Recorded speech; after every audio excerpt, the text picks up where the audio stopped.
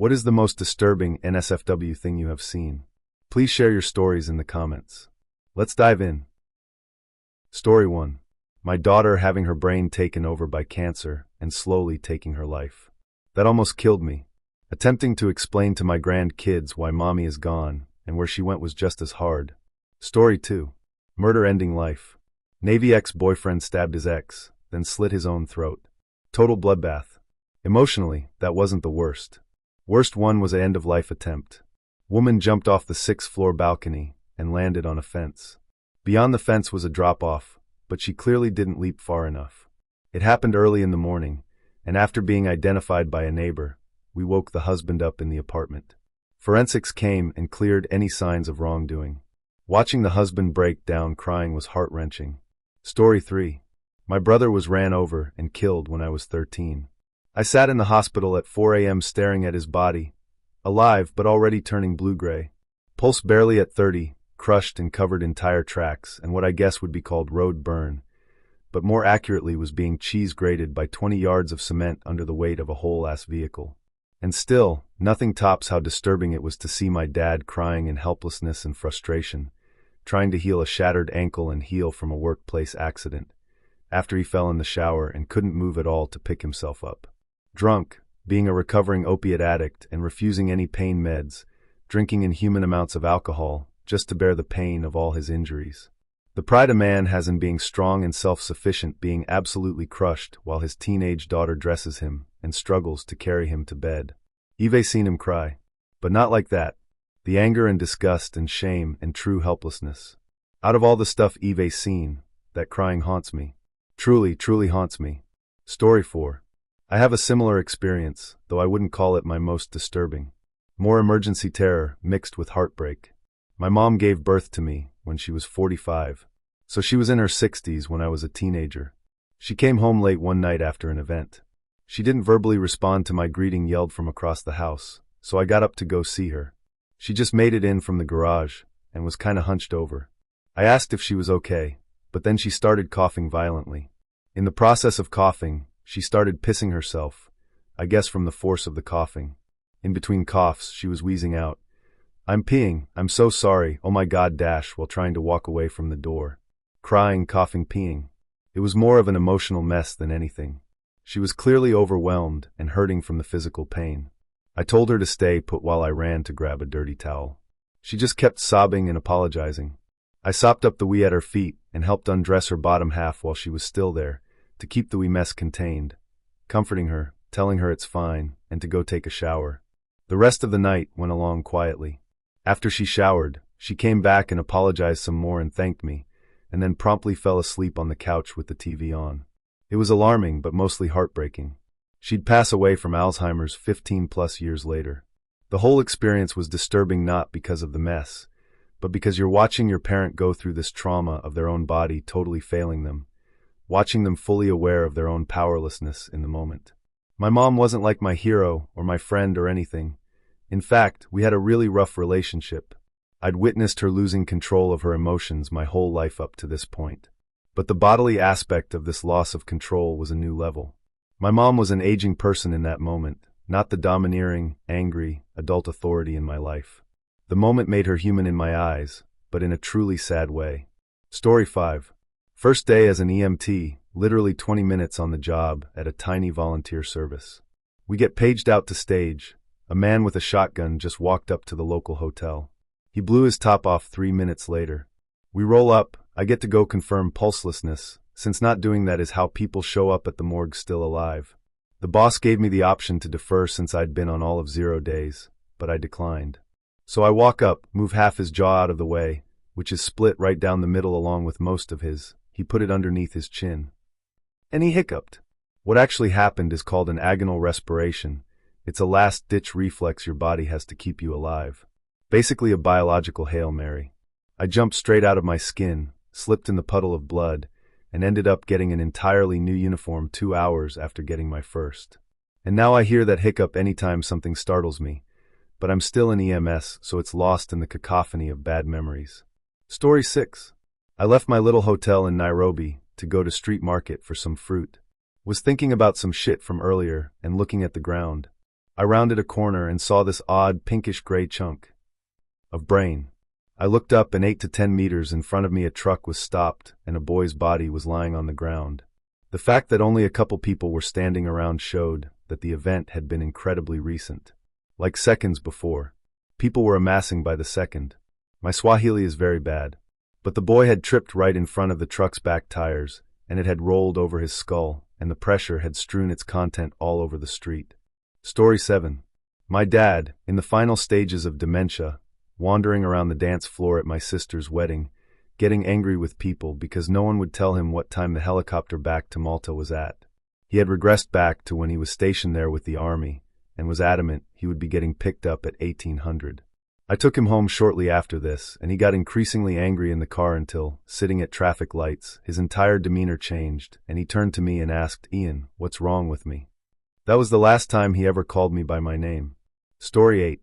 My dad passed of lung cancer. It spread pretty severely by the time they caught it, including in his brain. My dad was a really intelligent and witty guy, and luckily that didn't seem to change as his illness progressed. He was just himself, only weaker and more tired.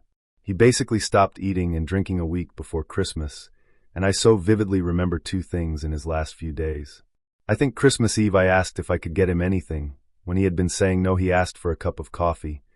I was really happy to get him one, and I told him I used something other than the usual because we were out or something.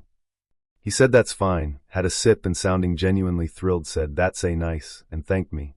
We chilled out and read together for a little bit. Christmas Day he slept all day, and that evening we managed to get him to the bathroom and back to bed, but he was confused and barely conscious. The next day after family was visiting him, I tried to give him some water and morphine, and while messing with a straw or syringe he said, "I don't know what you're doing," and I told him I'm giving him some medicine, and he kinda opened his mouth to let me, and then went back to sleep. He passed the next day after his breathing got slower and slower, and more shaky. I remembered learning about death rattles being an actual thing when I was trying to be pre-med, and that's certainly an appropriate phrase. Watching his body struggle to do the most basic thing, while he was essentially already gone, was so hard. Part of me regrets being there and watching him, but I would have hated not being there for him and my mom/sister. All that to say, I sometimes think about how much I hate that my dad's last words were likely, "I don't know what you're doing," but the last words he really said to me were him enjoying a simple cup of coffee. I remember him talking about Einstein's last words being lost, but how that doesn't really matter since there's so many other important things people have to say. There's no point in emphasizing the last ones. Maybe for those put to death, but usually because they're badass or very thoughtful. I know he had some favorite examples. Story 9. As a first responder, retired, I've seen a lot of shit. It's hard to pick the most disturbing thing I've seen and had to treat, or at least try to. I'll give you one you will remember. I was an EMT at the time. They are both disturbing for very different reasons. Arrived on scene to a GSW, gunshot wound, to the torso. There wasn't much detail. We arrived just as the cops did. A screaming adolescent, 10-year-old, comes running outside. "He's in there, he's in there." The cop responds, "Who and where? Is there anyone else here?" "No. I accidentally shot him. He's in the bathroom." "I didn't mean to. Help my brother, please." Cop has to clear the scene.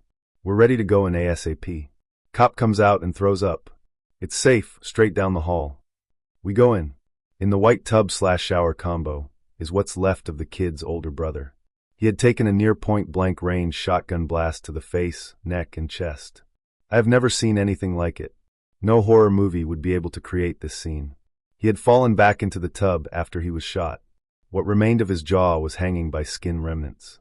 The side of his neck was gone, his shoulder was out of joint, and his chest was in tatters. He was wearing a white t-shirt, what was left of it anyway. Blood, bone fragments, teeth, and tissue were covering everything. It was similar to the shower scene in Scarface, but worse. It was literally raining chunks from the ceiling. The kid had been running around with the shotgun, pretending to be in a war. The older, 16, brother had jumped out to scare him, and the kid pulled the trigger. Story 10. When I was young and broke, I didn't have enough money to get home after work, and my truck ran out of gas on a busy freeway. It was near a high overpass, and managed to coast my truck down the off-ramp and park near a gas station at the bottom. While I was on the phone calling a friend for help, I heard the screeching of tires. I turned to look just as two cars going about 60 miles per hour collided head-on. There was a thunderous boom from the overpass where the cars hit, and one car flew high into the air, trailing debris, turned over mid-air, and dropped straight down maybe 50 feet onto the road below the overpass. The car landed on its hood, and the top was completely crushed. I was still at the scene when the fire truck arrived. Firemen ran over to the car with the jaws of life, halted when they saw the car up close, then slowly walked back to their fire truck to get a tarp and threw the tarp over the car. They didn't even try to pry it open. Story 11. Was sitting in the waiting room of a tire shop waiting for my car to be done. The shop was located at the intersection of two very busy streets in the city, and it was pouring rain, low visibility. Heard tires screech. A couple min later a man frantically ran into the shop and screamed at the front desk, "Call 911. Call them now," and ran out of the building.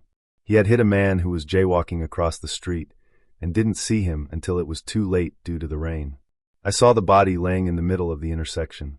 The ambulance pulled up and two paramedics jumped out and immediately started giving him CPR. They tried for several minutes, giving compressions and rescue breaths, trying as hard as they could to get him to breathe again. After what felt like forever, they got up, went back to the ambulance, and got what looked like a giant sheet and draped it over the top of the body. I will never forget the sight of the lifeless body laying with a sheet over it in the rain, and the man who had hit him sitting on the curb, completely inconsolable and devastated about what he had just done. Even though I wasn't directly involved, watching this whole scene play out has stuck with me. Anything could happen at any time that will change your life forever in an instant. Story 12. My friends and I saw an impatient driver driving past a traffic jam in her truck into the opposite lane of traffic. About 2 minutes later, we saw a wreck. It was the truck and another car. I jumped over an object to reach the car, which was on fire. My friend screamed my name while I jumped, but I had a fire extinguisher and helped put out the fire while others pried the doors open. I looked back at the object I jumped over. It was a woman's body. I know she was blonde because her head was facing down. I know she was a woman because her torso and legs were facing up. I did not see her face. I found out later after giving a statement to the police that the lady in the car on fire died from her injuries, but she had a chance because we put out the fire. I recall that the police offered me donuts because I said I was hungry. I thought that was funny. They also gave me phone numbers for therapists, but I was uninsured and didn't want to pay. It was early December, 1998. I still remember the pink coat and blue jeans of the woman I considered an obstacle for a second, on my way to the other car. She had a baby's car seat in her vehicle. None of the buckles were engaged. The police and paramedics never found a baby. I hope, to this day, the seat was empty. Story 13. 15 years ago, I worked for a no-kill animal shelter.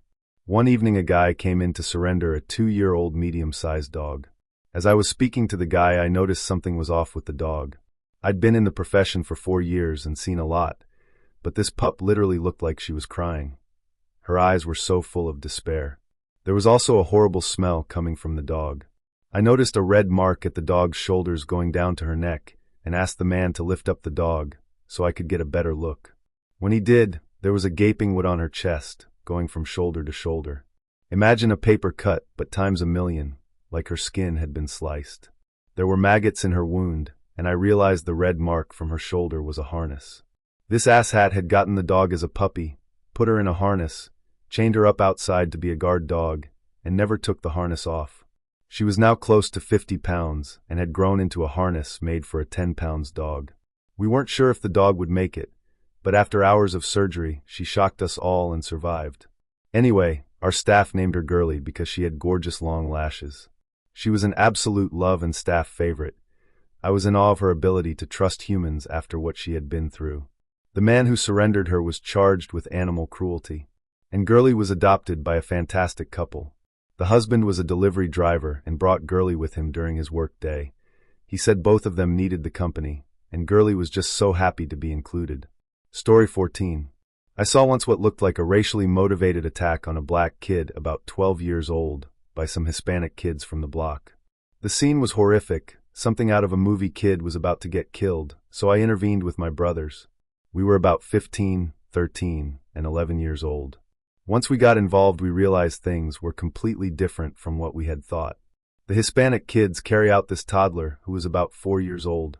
Kid was so severely bruised his legs looked blackish red, and purple. Also his back was completely slashed up.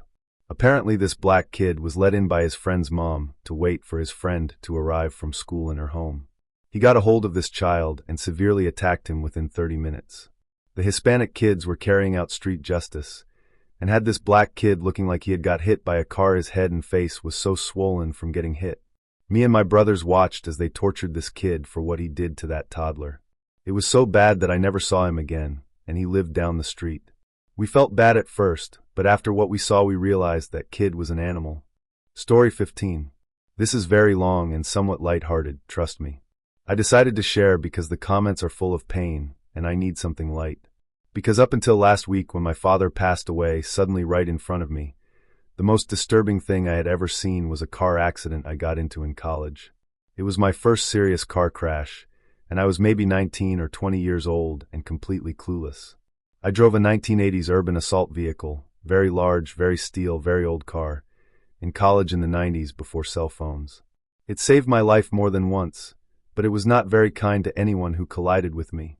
My BFF and I were driving down one of the main drags in our little college town about 10:30 at night. The streets were largely deserted, thank goodness. As we're driving, we see a scooter make a right turn from a crossroad on our left into their left lane to drive on the opposite side of the road toward us. Then the scooter started drifting into my lane. BFF and I were watching in horror as this scooter just barreled toward us. I slowed down and came to a stop, but couldn't change lanes in time. I honked my horn, I think. Maybe even flashed my brights a couple of times for good measure. BFF. Oh my God, no. Crash. The scooter and the driver collide head-on with the front driver's side of my car. The scooter scraped down the side of my car door, and I could see the scooter in my side mirror just behind my car. The driver flew forward and smashed into my windshield. They then literally folded up and flipped over the roof of my car. I heard them bounce off the roof of my car, but I couldn't see them. I'm covered in glass, and BFF and I are in shock. I carefully got out of the car, brushed off what glass I could, and started looking around for the driver, and I cannot find them. I had this panicked, irrational thought they had vaporized when they hit my car. I started to freak out. BFF, where'd they go? I can't find them. Then BFF started hyperventilating and pointed to the roof of my car. On the rear passenger side corner is something weird and dark. My mind couldn't process it, but BFF's mind already had. Those are brains. BFF said, "Oh my God, I hurt someone on a scooter. I'm so buggered. Where is the driver? I can't even find their body." "They're back there," BFF said, and pointed way behind my car. The driver was laying on the asphalt probably a good 100 feet behind my car, and I never saw them because they were wearing black bike leathers and were laying in complete darkness. The driver was also in oncoming traffic. I jumped in front of a car that came down the street toward us. This scooter hit me, and the driver is over there, and pointed further down the road. And I think they're dead. We need help. The person got out of their car and stopped a third car, whose driver walked over to a payphone and dialed 911. Punchline: before the EMS, fire department, and cops all showed up, BFF takes another look at the brains on the roof of my car and yells, "LL. LL. It's not brains. It's spaghetti. With meat sauce." I think I cried. Epilogue: I did not kill the driver. She wore a helmet, and the impact was at a relatively low speed, but she still had some serious injuries. The woman had epilepsy but was driving. She was coming home after a dinner date and had a crock pot full of spaghetti with meat sauce leftovers that was bungee tied to the back of her scooter. Right after turning the corner she had a seizure, which is why she drifted into oncoming traffic and didn't see me or slow down. The spaghetti went soaring over my car with her when we collided. But seriously, I was a naive 19-year-old, and before I knew the brains where spaghetti and the driver lived, the most disturbing thing I had ever seen was the driver's dead body laying in the middle of the road, her brains all over the roof of my car. Story 16. On December 16th, 2018, around 10:30 p.m., I heard this super loud crash, like something huge just exploded, maybe 200 feet from where I was. I ran out and saw this car completely smashed under a semi-truck that had been waiting at a red light. The top of the car was peeled back like a crushed soda can. I'm guessing the driver must have been going at least 70 miles per hour. The impact was so brutal, it almost felt unreal. It's weird how your brain works in those moments. My very first thought was, fuck, please no kids. I leaned in to check the back seat, heart pounding, scared shitless of what I might see. Nothing. Just the driver. But he was gone. His body was twisted up, his neck basically severed. He twitched for a last time. I can't even fully explain how my mind just refused to accept what my eyes were seeing. And the fucking music was still blasting inside the car, like the world hadn't gotten the memo that something horrible just happened. On the floor was his phone, still lit up with a fantasy football lineup. That still fucks with me. This guy was probably checking his team a minute before, and now he's dead. That fast, life just ended. The semi-driver was freaking out, yelling, "What the hell happened? Did anyone call 911?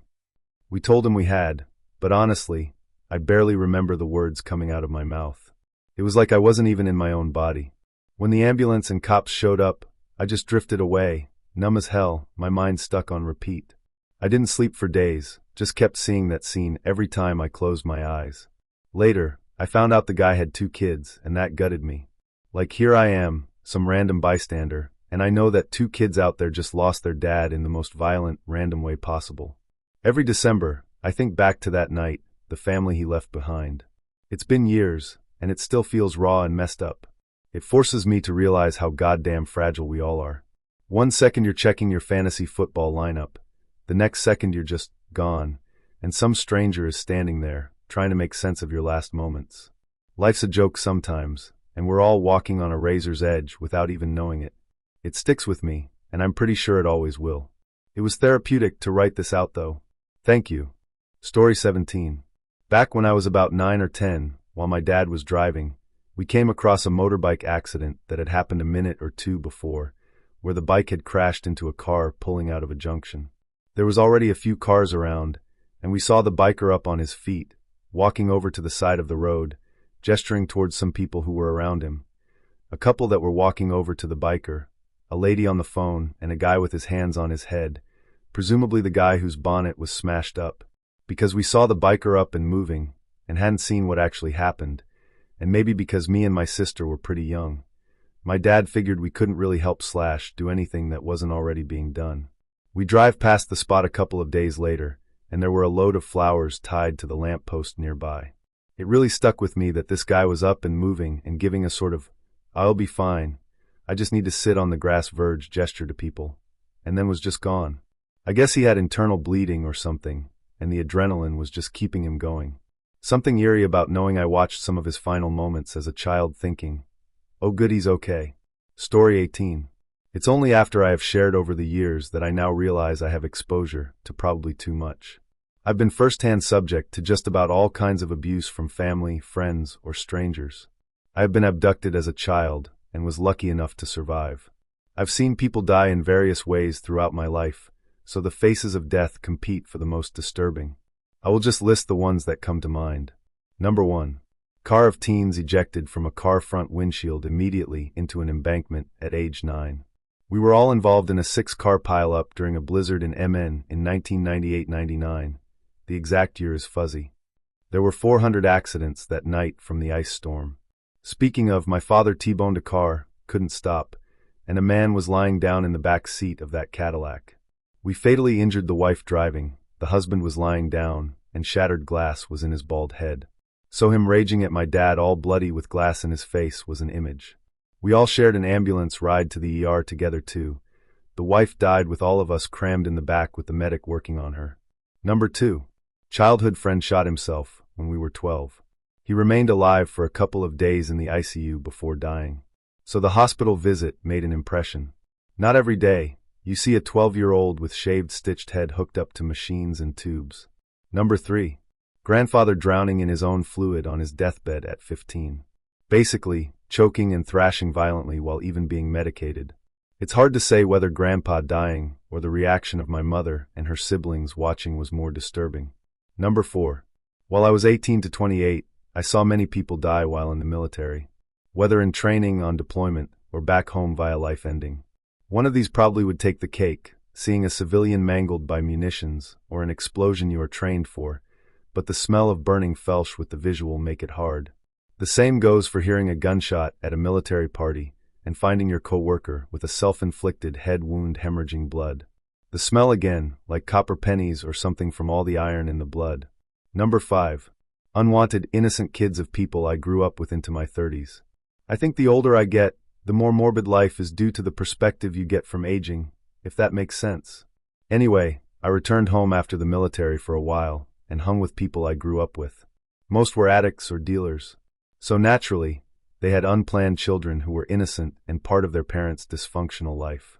It's disturbing when a 5-year-old is answering the door of your childhood friend turned drug dealer's house like an adult for strangers coming and going, with dad strung out on a bed upstairs oblivious. Kids have no control of how messed up their lives and parents are, and it decides a lot of their future. Seeing that happen in real time is pretty disturbing. I could keep going. There are other countries I lived in or various states in the USA. They all have fucked up aspects you bear witness to. What is probably the most messed up is that my experiences are average. I have a friend who is an orphan from a third world country, and you wouldn't believe the stuff that guy lived through. Story 19. Almost exactly 5 years ago to the day, actually. My dad had stage 4 cancer that had spread to his brain, along with everywhere else in his body, but he was still functioning. Unbeknownst to us, he had 2 inflamed tumors in his head that were causing hallucinations. He never told us. My 2 siblings and I would get together with him for coffee in the morning. This morning he came in quite erratic. He was panicked and crying, all over the place, ranting, very unlike him. We thought he just needed some sleep. I drove him home. My stepmom was home, so we put him to bed. I left. About a half hour later my brother called me, told me he had stabbed our stepmom. This was crazy. He was never a violent person. They were happily married for about 30 years. So I didn't think the worst. I drove back over there, but I didn't know what I was walking into. Paramedics were already there. The door was open. When I walked in, the scene was surreal. He was just sitting there, vacant expression, covered in blood, not looking at anything. Paramedics were working on my stepmom, but I could tell. She was gone. I said, "Dad, what did you do? What did you do?" He didn't say anything. He wasn't the same person I knew. After that it was a whirlwind. He spent his last days in custody. Once he was given proper medication, the swelling in his brain calmed down, and he just wanted to die. The judge was gracious enough to let him live out what remained of his life in a locked ward at a psychiatric healthcare facility. He wasn't a danger to anyone. He became a candidate for MAID, but for all the bureaucracy, he wouldn't live long enough.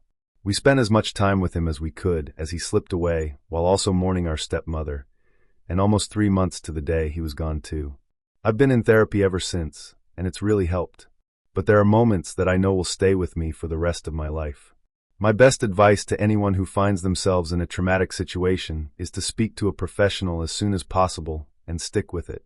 It will help. Story 20. Not me but my parents. Before I was born, my mom had a beta strep infection. When she went into labor, the DR at the hospital didn't believe her water broke, so he used a tool to break the amniotic sac. Instead, he put a deep nick into my forehead. After birth and putting me in my mom's arms, I seemed just fine. My dad told me he went to the bathroom, and when he came back, my mom was empty-handed and sobbing uncontrollably. He asked what happened. Name, turned blue, and the nurse looked at her for 1 second before she took her and ran. I was in the NICU for 9 weeks. I'm not a religious person, but miraculously, the day my family members all flew in to say goodbye, doctors did not expect me to live. My grandma unofficially baptized me.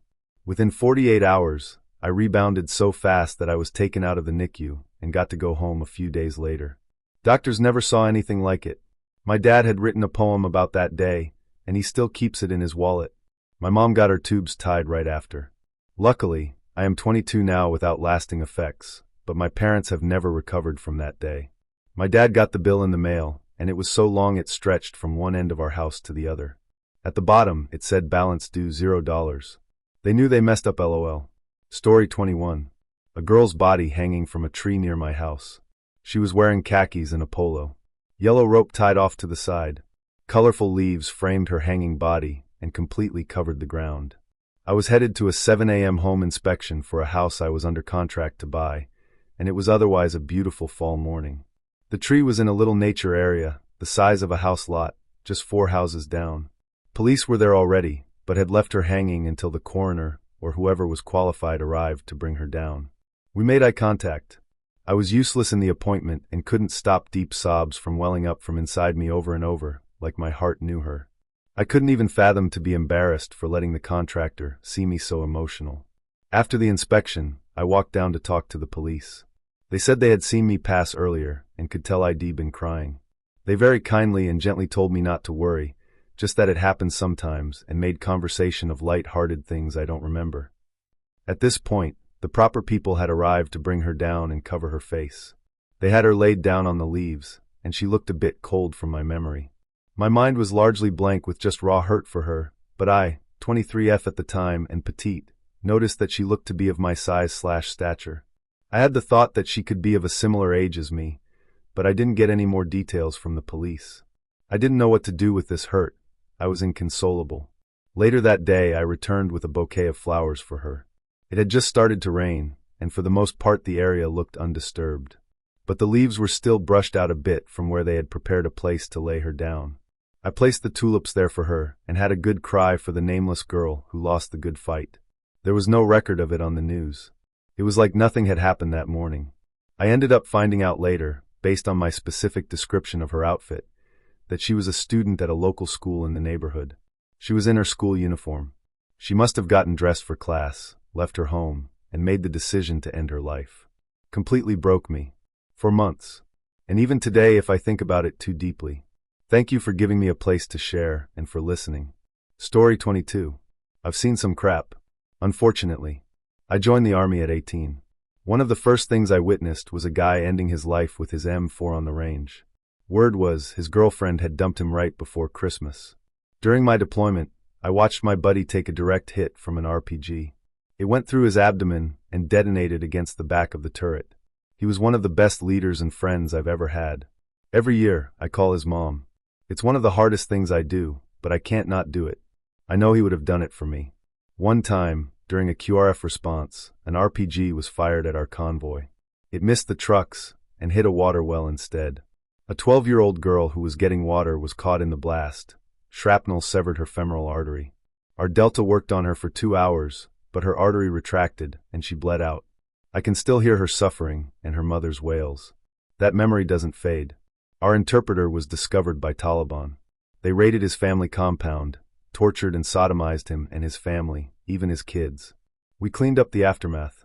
The things they did to that family were savage, indescribable. It took years of therapy for me to even realize I had blocked out most of it. Then there was an Apache crash we responded to. Mechanical failure. Both pilots burned to death. It was later determined that one of them was killed instantly in the crash, but the other poor bastard burned alive. He was trying to punch through the glass cockpit, but he couldn't break it. Putting their remains in body bags sounded like popcorn popping. Now, anytime I smell popcorn, I think of that day. There were plenty more on different deployments as well, unfortunately. I'm in law enforcement now, and end of lives are always pretty hard. Hangings, especially when the family finds them, hit differently. Contact shotgun blast is another level of gore. One case still sticks with me. The guy had at least done it in the bathtub, which spared his family some of the cleanup. There was a 14-year-old boy who got drunk or high and passed out in the middle of the road, right at the crest of a hill. It was pitch black around 10 p.m. A Subaru WRX came over the hill going 45, hit him, and dragged him 30 or 40 feet while under the car. The kid was essentially scalped. His body was fucked up, legs twisted and broke. Bones from compound fractures. We tried to get the car off of him, but we had to wait till fire arrived. The worst part of it all isn't the gore. It's the families. There's no sound worse than a mother's primal wailing when she loses her child. It's a sound that gets into your soul. It's something I wouldn't wish on anyone. Going through therapy has helped me realize how important mental health is. For years, I choked it all down, self-medicating with booze and painkillers. I've cut back a lot since getting married and having 2 kids, but it's still a struggle. Thankfully, the painkillers are a non-issue. I'm in therapy now once a week working through it.